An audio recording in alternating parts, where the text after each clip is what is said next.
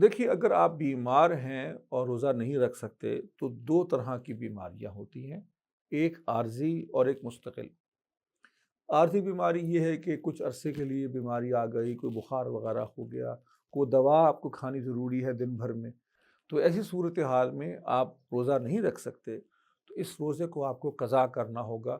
اللہ تعالیٰ بیماروں کو شفا عطا فرمائے، تو جو ہی آپ ٹھیک ہو جائیں تو روزے پورے کریں۔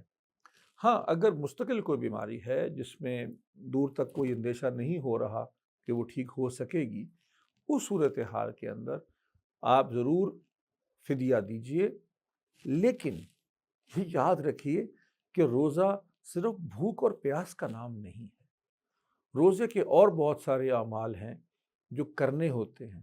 روزے میں صرف کھانا پینا نہیں چھوڑنا ہوتا، روزے میں جھوٹ بھی چھوڑنا ہوتا ہے، روزے میں غیبت بھی چھوڑنی ہے، روزے میں بری عادات بھی چھوڑنی ہے، روزے میں اچھی عادات کو پختہ کرنا ہے، وہ تو آپ تب بھی کر سکتے ہیں۔